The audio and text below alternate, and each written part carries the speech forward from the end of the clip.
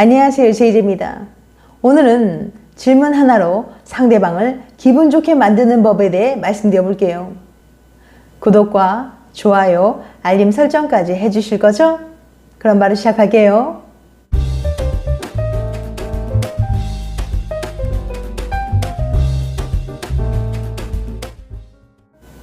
용기 있는 자가 미인을 얻는다는 말이 있습니다. 이상형과 똑같은 이성을 마주하는 운명의 순간, 먼저 말을 걸 수 있는 용기가 미래의 연인을 결정하기 때문이죠. 하지만 한 번이라도 길에서 이성의 번호를 물어본 경험이 있는 사람이라면 이것이 결코 쉬운 일이 아니라는 걸 알 수 있습니다. 이렇게 어렵게 용기를 낸 순간 더 좋은 결과를 얻을 수 있는 방법이 있는데요. 오늘은 질문 하나로 상대의 마음을 확 사로잡을 수 있는 방법을 알려드릴 테니까 궁금하신 분들은 영상 집중해서 끝까지 봐주세요. 그냥 먹기만 하면 사랑에 빠지게 되는 사랑의 묘약이 있으면 얼마나 좋을까요? 짝사랑을 해본 경험이 있다면 한 번쯤 이런 상상 해본 적 있을 거예요. 물론 그런 건 세상에 없지만 말이죠. 하지만 이런 방식으로 대화를 하면 빠르게 친밀감을 높여 호감을 형성할 수 있다고 합니다. 그것은 과연 어떤 대화법일까요? 뉴욕 주립대학교의 아런 교수는 두 사람의 친밀감을 높이는 대화법에 관심이 많았습니다. 친밀감은 호감을 느끼는데 필수적인 요소이기 때문에 두 사람이 친밀감을 빠르게 형성할수록 호감이 생길 가능성도 커지거든요. 이 대화법을 개발하기 위해 아론 교수는 먼저 친밀감을 높이는 대화의 5대 요소를 정리했습니다. 첫째, 점진성. 대화가 점점 더 깊어질 수 있는가? 처음부터 사적이고 진지한 질문들을 하긴 어려워요. 먼저 가벼운 질문으로 시작해서 한 걸음씩 나아가야 하죠. 두 번째, 상호성. 서로 이야기를 주고받을 수 있는가? 일방적인 대화로는 친밀도가 높아지기 어려워요. 주고받는 게 필요하죠. 세 번째, 개인성. 개인적인 이야기를 나눌 수 있는가? 누구와도 얘기할 수 있는 주제, 뻔한 대화 소재로는 친해질 수 없어요. 친하니까 개인적인 이야기를 하기도 하지만 개인적인 이야기를 하다 보면 친해지기도 합니다. 네 번째, 자기 노출. 스스로 내면의 이야기를 하게 만드는가? 자신의 생각과 감정을 드러내는 건 쉽지 않은 일이지만 그만큼 빨리 친해질 수 있는 지름길이기도 합니다. 다섯 번째, 친밀성. 자연스럽게 친밀한 행동을 하게 만드는가? 사람들은 기본적으로 자신과 비슷한 사람에게 끌린다고 합니다. 모르는 사람이 도움을 요청했을 때 생일이나 이름이 같으면 부탁을 더 잘 들어준다는 연구 결과도 있어요. 즉, 공통점이 있으면 서로 호감을 느낀다는 건데요. 공통점 찾기나 칭찬하기와 같은 행위는 친밀감을 높이는 데 큰 효과가 있습니다. 그리고 이를 기반으로 친밀감을 높이는 대화법을 만들었어요. 그리고 이 대화법이 정말로 효과가 있는지 확인하기 위한 실험을 준비했습니다. 아론 교수는 100명의 대학생을 처음 만나는 사람끼리 둘씩 짝을 지은 후 45분간 대화를 하게 했어요. 아론 교수는 이들을 두 그룹으로 나눴습니다. A그룹은 일반적으로 모르는 사람들끼리 만났을 때 할 법한 가벼운 주제로 대화를 하게 했어요. 예를 들면, 머리는 주로 어디서 자르세요? 요즘 가장 재밌는 수업이 뭔가요? 라고 말이죠. B그룹은 아론 교수가 개발한 사랑에 빠지는 대화법으로 대화하게 했습니다. B그룹의 대화는 다소 무거운 주제였어요. 예를 들면, 삶에서 가장 감사한 게 무엇인가요?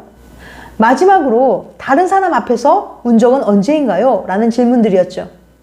실험이 끝난 뒤 참가자들에게 서로를 어떻게 생각하는지 물어봤습니다.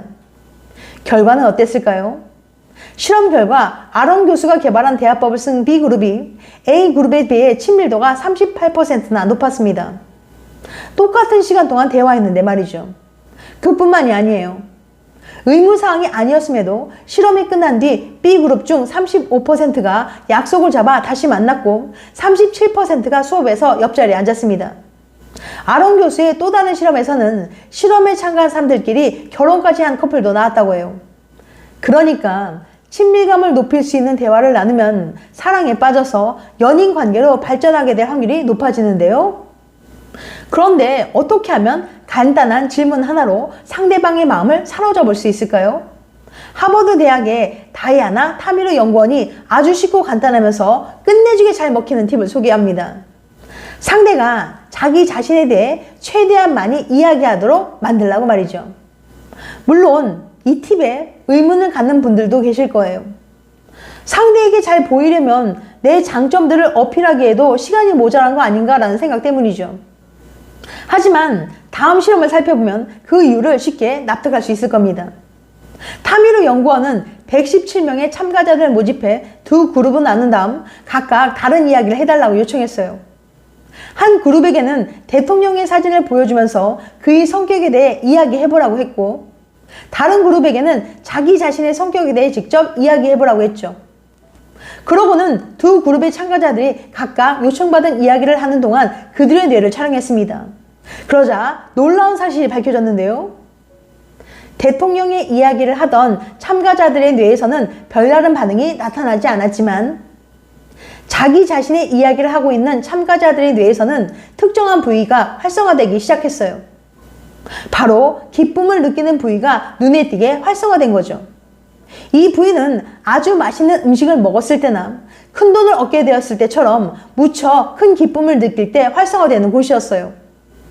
그저 자기 자신에 대한 이야기를 한 것뿐인데 이들의 뇌는 왜 기쁨을 맛보고 있었을까요? 사람들은 기본적으로 자기 자신에 대해 이야기할 때 장점을 위주로 말하게 됩니다. 그리고 그 장점을 이야기하면서 자신의 가치를 재확인해요. 예를 들어 실험 참가자가 저는 늘 여유로운 편이에요 라고 말하고 있을 때 속으로는 사실 맞아, 난 어떤 복잡한 일에도 여유 있게 대처하는 사람이지 않은 자부심을 무의식적으로 느끼게 된다는 거죠. 이렇게 내 가치를 확인하는 과정에서 사람들은 큰 만족감과 기쁨을 느끼게 되는 겁니다. 그래서 소개팅 같은 자리에서 내 이야기를 주저리 하는 것보다는 상대가 자신에 대해 이야기를 최대한 많이 하도록 하는 게 훨씬 더 이득인 거예요. 상대는 자신도 모르는 사이 이런 생각을 하게 될 테니까요. 이 사람과 있으니까 이상하게 기분이 참 좋네. 왠지 모르게 마음에 들어. 이보다 좋은 반응이 있을까요? 그러기 위해서는 적당한 질문을 던져야 하는데요. 상대가 자신의 장점을 말하기 쉬운 질문은 크게 세 가지입니다. 첫 번째, 성격 묻기. 상대의 성격을 직접 물어보세요. 위에 등장했던 실험처럼 상대가 어떤 성격을 가졌는지 물어보면 자연스레 장점을 이야기하게 될 거예요. 지영 씨는 어떤 성격이에요? 하고 직접 물어보거나 이렇게 살짝 돌려묻는 방법도 있죠. 지영 씨한테선 뭔가 여유로움이 느껴져요. 원래 그런 소리 많이 들어요? 라고 말이죠.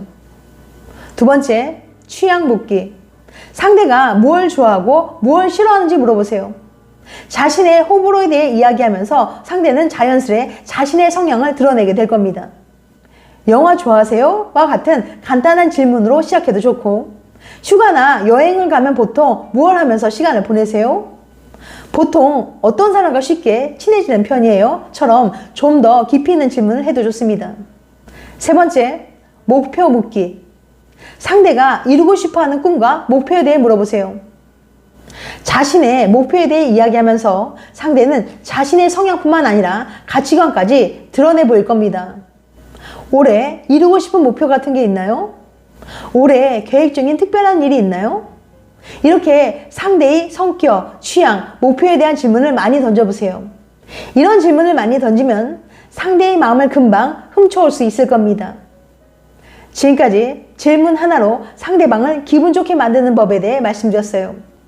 다음엔 더 재밌고 유익한 영상으로 찾아뵐게요. 끝까지 시청해줘서 감사합니다. 다음에 또 봬요. 안녕.